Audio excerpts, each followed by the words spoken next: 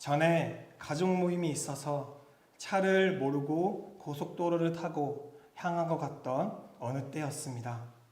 화장실이 너무 가고 싶어서 어느 고속도로 휴게실에 들려서 방문을 했는데 깜짝 놀랐습니다. 우리나라 고속도로 휴게소가 이렇게 좁구나.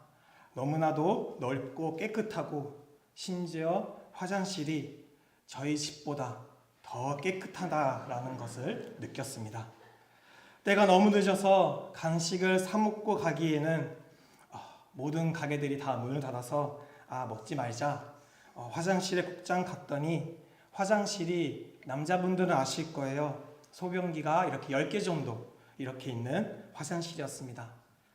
들어갔는데 다행히 아무도 없어서 그냥 저는 편안한 마음으로 세 번째 소변기를 사용하던 무렵 두 번째로 어느 한 사람이 들어오시는데 모르는 낯선 사람이 다가오시더니 성큼성큼 제 옆자리에 10개나 있으면 제가 세 번째면 양심적으로 7번째, 8번째 이렇게 하실 수 있잖아요. 굳이 제 옆자리로 찾아오셔서 순간적으로 그때가 너무 늦은 밤이다 보니까 두렵기도 하고 잘못 돌아보다가는 큰일 날 것 같고 사고가 날 것 같아서 그냥 앞만 보고 있었는데 제 마음에 불편한 마음이 느껴지는 거예요. 왜 많은 자리를 놔두고 내 옆으로 왔을까? 아마 여러분도 이런 비슷한 경험들을 하셨을 것입니다. 식당에서 밥을 먹을 때 왜 손님이 있으면 옆 테이블, 바로 옆자리에 안 앉고 한 테이블 건너서 앉기도 하고 카페에서 커피를 마실 때도 좀 많은 자리가 있으면 띄엄띄엄 이렇게 앉게 되죠. 대중교통을 이용할 때도 마찬가지입니다. 지하철을 탈 때에도 사람들이 앉는 순서를 보면 끝에서부터 하나, 둘, 셋, 넷. 그래서 빈자리에 한 자리 남으면 그 자리에 껴서 앉고 가긴 하죠. 왜 그럴까? 아마 사람 마음에 편안한 마음, 불편한 마음이 있기 때문에 그렇습니다. 사람과 사람 사이에 보이지 않는 경계선이 있고 자신의 공간과 남의 공간이 있기 때문에 그렇습니다. 예를 들어 강의를 듣거나 연설을 들을 때 죄송한데 좀 앞자리부터 앉아주세요 라고 이야기하죠. 억지로 마냥 끌려가지만 제일 앞자리는 앉기 싫고 한 5번째, 6번째쯤에 앉고 싶은 마음이 누구나도 있다라는 겁니다. 여기가 저에게는 맨 앞자리예요 라고 하는 마음이 모든 사람에게 다 있다는 거죠. 연설을 들을 때도 말하는 사람과 듣는 사람의 최소한의 거리가 있어야 편안하게 들을 수 있고 편안하게 말할 수 있는 거리가 있습니다. 설교도 마찬가지인 것 같습니다. 설교를 전하는 설교자와 청중 사이의 거리가 있습니다. 제가 뜨거운 마음으로 여러분과 더 가까워지고 싶은 마음에 자리를 옮긴다면 여러분은 왜 저래?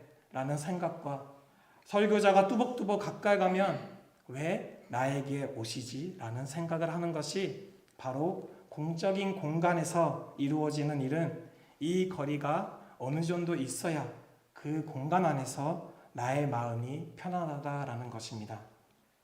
여기서 한 단계 더 나아갈 수 있습니다.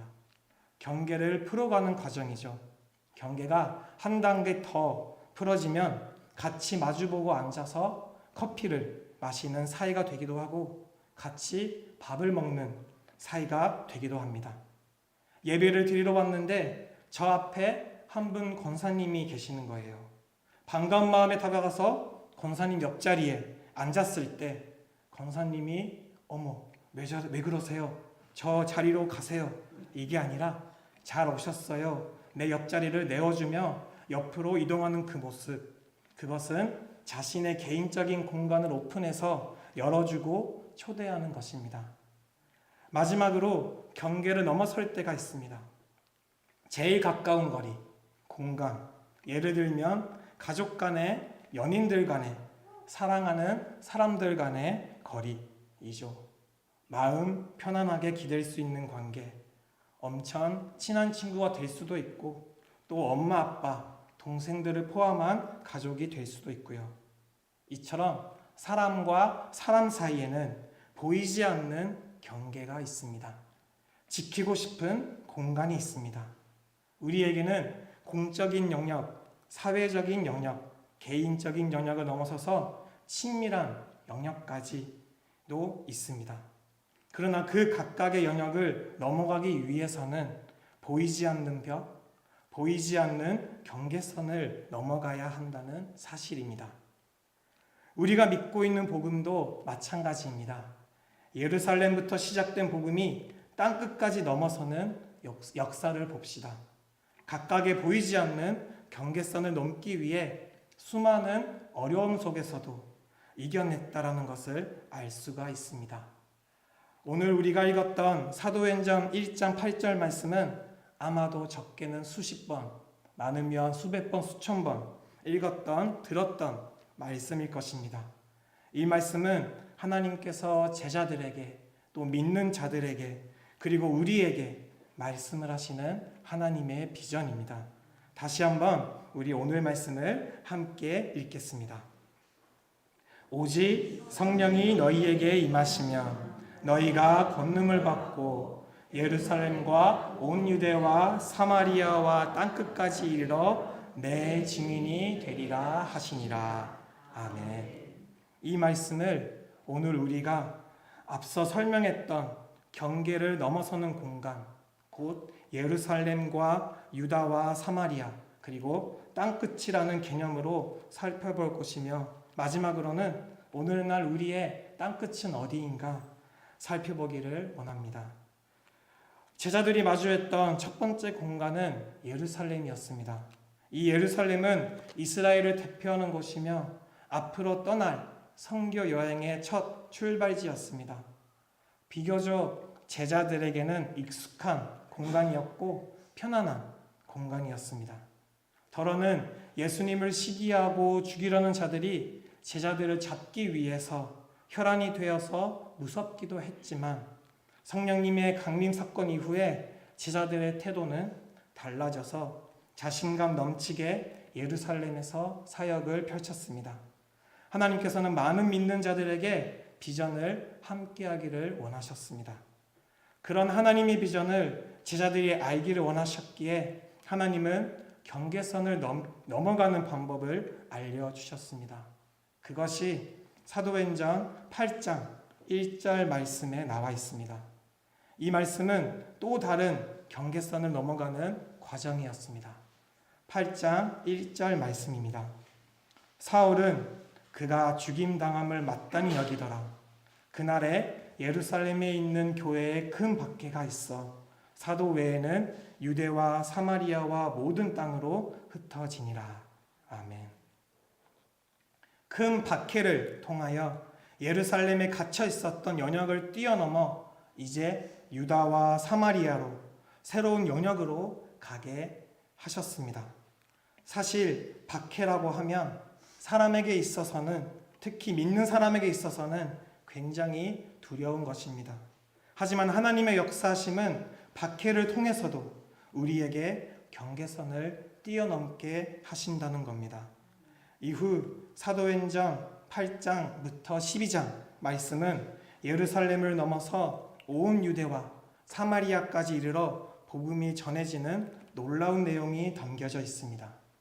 예를 들어 사도 빌립 사마리아 성에서 복음을 전하는 이야기, 에디오피아 내시를 만나서 복음을 전하는 이야기, 이방인의 사도로 부름을 받았던 사울의 회심 이야기, 또 이방인 선교를 위한 베드로의 환상, 그리고 안디옥 교회가 세워지고 복음이 점차 확장이 됩니다.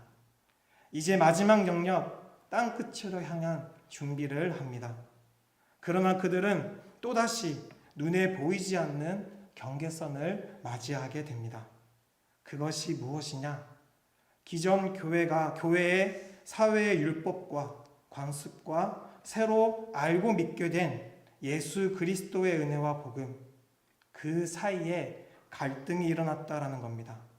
그 갈등 안에서 씨름하게 되는 것입니다. 그래서 그들은 다시 한번 선교의 출발지였던 예루살렘에 모여서 이 경계선을 뛰어넘을 준비를 했습니다. 바로 예루살렘에 모여서 이야기를 나눴습니다. 회의가 열린 것입니다. 사도행전 15장 11절 말씀에 결정문이 기록되어 있습니다. 그러나 우리는 그들이 우리와 동일하게 주 예수의 은혜로 구원받는 줄을 믿노라 하니라. 아멘. 땅땅땅. 이 예루살렘 공의회의 결정으로 기존의 교회 안에 있었던 문화, 율법, 관습이라는 경계선을 넘어서 이제 모든 사람들에게 동일하게 예수 그리스도의 은혜와 복음을 받게 된 것입니다. 이제 땅끝을 향하여 복음을 전하기 위해 아낌없이 나아갈 수 있게 되었습니다. 초대교회가 이해하는 땅끝은 어디였을까요? 아마도 그들이 살던 시대에 자신들이 갈 수 있는 가장 먼 곳, 그곳이 땅끝이라고 생각했습니다. 그래서 당시 로마나 아니면 로마를 넘어 오늘날 스페인, 서바나가 땅끝으로 이해되기도 했습니다. 사도 바울도 로마에 가기로 힘을 썼으며 사도행전의 마지막 기록 역시 로마였기에 땅끝을 로마로 볼 수 있지 않을까 생각을 했을 것입니다. 그렇지만 이미 우리가 알고 있듯이 복음은 로마에 멈추지 않고 지금까지 계속 또 다른 땅끝을 향해 전파되어 가고 있다는 사실입니다. 사도들의 이야기에서만 땅끝이 있나요? 사실 시대마다 땅끝은 변해왔습니다. 자세히 생각을 해보면 누군가에게는 땅끝이었던 곳이 다시 선교지의 출발지로 되기도 했습니다. 예를 들면 초기 우리나라의 선교 역사도 마찬가지입니다. 지금으로부터 약 140여 년 전 세계 많은 선교사님들은 이 조선이 땅끝이었습니다. 미지의 나라, 아무도 가보지 못하는 나라 조선, 말 그대로 땅끝이었습니다. 그들은 땅끝으로 인식이 되었던, 생각했던 조선에 오기까지 수많은 장벽과 경계선이 있었지만 그것을 극복하고 이겨내서 마침내 이곳까지 오게 된 것입니다. 그리고 이제 누군가에게는 땅끝이라고 여겨졌던 우리나라가 새로운 선교 사명의 출발지가 되어 세계 선교를 감당하고 있습니다. 누군가에게 땅끝이었던 이 천동의 이 청운교회가 이제는 선교 출발지가 되어 세계로 향해 나아가는 것처럼 말입니다. 그렇다면 이제 오늘날 우리에게 땅끝은 어디일까요? 과거 사람들이 이해했던 땅끝의 개념은 그냥 문자 그대로 땅의 끝, 가장 먼 곳, 가장 가기 어려운 곳, 아무도 가지 못하는 그곳이 땅끝이었습니다. 그런 의미로 생각해 본다면 우리에게 땅끝은 아직도 예수 그리스도를 알지 못하는 나라와 민족들, 예를 들어 이슬람권들 나라, 가까이에는 북한, 중국, 일본 등 우리의 땅끝이라고 여겨질 수 있습니다. 그러나 우리가 사는 이 시대는 또 다른 땅끝을 우리에게 소개하고 있습니다. 선교에 제한이 되었던 교통이 날로 발전하여 전 세계의 어느 나라와 민족든 이제는 돈만 있으면, 시간만 있으면 갈 수 있게 되었습니다. 우리나라에 만들어진 서울과 부산을 다니는 KTX, 참 혁신적이죠. 예전에 부산에 가기 위해서는 하루를 잡았는데 이제는 평균 2시간 40분이면 서울과 부산을 오고 가게 될 수 있게 됐습니다. 그런데 지금 세계에서는 KTX보다 무려 8배나 더 빠른 초고속 캡슐 열차가 2019년도 말 모의 주행을 마쳤다고 합니다. 하이퍼루프라는 열차인데요. 이 열차를 타면 서울과 부산 그 거리가 약 20분으로 다닐 수 있다고 합니다. 예를 들어서 이런 거죠. 엄마 어디야? 지금 구역 모임으로 부산에서 받아보고 있어. 언제 와?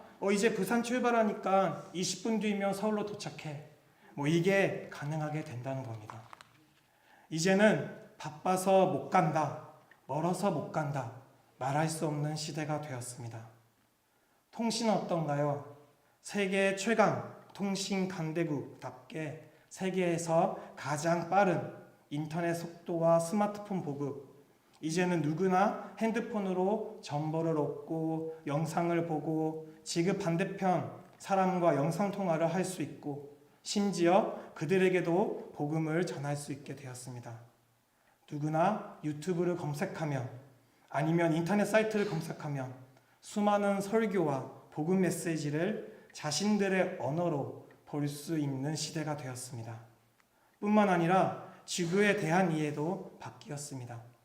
초기 기독교 복음이 전해질 때만 하더라도 지구가 둥글다라는 인식을 하지 못해서 그들은 자신이 갈 수 있는 먼 거리, 땅끝, 곧 떨어지는 그곳이 땅끝이라고 여겼지만 이제는 지구가 둥글다라는 사실과 함께 지구가 저 우주 만물, 저 우주 가운데 하나의 점에 전하지 않는다라는 사실을 발견하게 됩니다.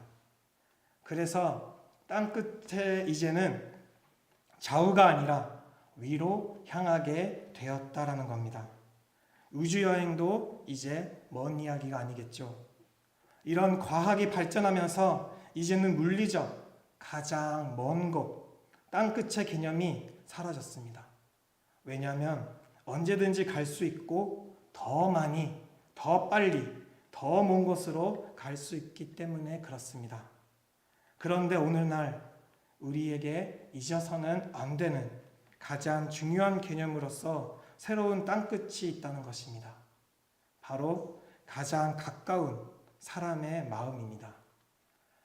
오늘날 수많은 발전으로 인하여 사람이 더 윤택하게, 더 편하게 살 수 있게 되었습니다. 스마트하게 살 수 있게 되는 시대가 되었다는 겁니다. 하지만 정작 가장 중요한 본질, 사람을 잃어버린 시대가 됐습니다. 사람이 하던 일을 기계와 로봇이 대체하는 시대이죠. 얼마 전에 늦은 밤에 너무 배가 고파서 교회 앞에 있는 햄버거 가게로 갔습니다. 제가 주문을 하려고 문을 열었는데 어떤 어르신 한 분이 기계 앞에서 망설이고 있는 겁니다. 결국에는 점원을 향해서 이야기하는 거예요. 그 내용은 이런 것이었습니다. 요즘 가게들에 가면 키오스크라고 이렇게 큰 전자판으로 되어 있는 화면을 누르고 결제하는 시스템이죠. 그런데 이것을 자주 사용해보지 못했던 어르신은 할 수 없는 거예요. 그래서 점원을 향해서 찾아가서 주문을 대신 받아달라고 이야기를 했더니 그 점원이 굉장히 퉁명스럽게 이렇게 말하는 겁니다. 뒤에 있는 사람 보고 해달라고 하세요. 뒤에 있는 사람, 저죠. 네. 저도 피곤하고 지쳐있고 배가 고픈데 원망의 눈빛으로 그 사람을 봤지만 이에 그 알바생의 마음도 헤아리게 되더라고요. 그 넓은 매장에 늦은 그 시간에 그 알바생 한 명이 모든 일을 다 감당하고 있는 겁니다. 그리고 우리가 사는 세상은 사람과 사람 사이에 대화하고 마주하고 주문하고 음식을 받는 것이 아니라 이제는 기계로 주문하고 기계를 통해서 결제하고 기계를 통해서 음식을 전달받는 시대가 되었다라는 겁니다. 세계 최초 5G 통신 기술을 자랑하는 이 시대 속에서 지구 반대편에서는 누군가와 문자를 주고받고 영상통화를 할 수 있어도 SNS를 언제든지 마음껏 볼 수 있는 시대이지만 정작 현실에서 외롭고 힘들 때 만날 사람이 없고 통화할 사람이 없는 시대입니다. 오늘날 스마트폰에 중독이 되어 있는 청소년 대상으로 왜 그들이 스마트폰 중독이 되어 있는가 연구했습니다. 그 결과 가장 압도적인 이유로 답이 외로워서입니다. 집에 들어와도 맞벌이로 인해 바쁜 부모님으로 가정에서 이야기하는 상대가 없고, 학교나 학원에서 만나는 친구들은 겉으로는 친하게 지내지만 속으로는 이 입시사회의 경쟁자라는 인식으로 정작 내 고민을 털어내지 못하는 현실입니다. 그 외로움을 작은 스마트폰 하나를 통해서 나는 행복하다 하면서 행복한 사진을 SNS에 올리면 자신에게 위로가 있는 실함이 오늘날의 청소년들입니다. 과학의 무한한 발전을 믿는 이 시대에 4차 산업혁명 속에 살아가는 우리이지만 정작 가장 중요한 가치, 인간의 존재 가치를 잃어버리고 있는 이 현실, 인간 소외 시대입니다.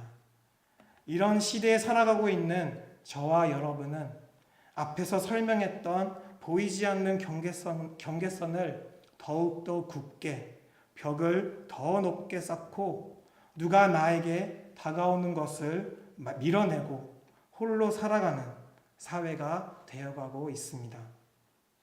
사랑하는 여러분, 오늘날 우리에게 땅끝은 저 멀리에 있는 것이 아니라 그동안 우리가 무심코 지나갔던 수많은 사람들의 마음이 땅끝입니다. 가난한 자의 마음이 땅끝이며 부모에게 제대로 돌봄을 받지 못하는 다음 세대 아이들의 마음이 땅끝이며 불안한 미래 앞에 고개를 숙이고 있는 청소년, 청년들의 마음이 땅끝이며 저 자식을 위해 밤낮 열심히 살아왔지만 너무나도 허무한 인생이라 고백하는 가정의 마음이 땅끝이며 어쩌면 여러분과 저의 마음도 땅끝인지 모르겠습니다. 사랑하는 여러분, 저와 여러분은 땅끝에 살아가고 있었던 존재였습니다.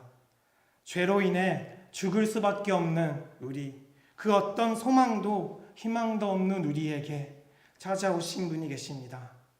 자신이 받을 모든 영광을 맞이하시고 보좌 앞에서 내려오셔서 빈몸으로 이 땅에 오신 분이 계십니다.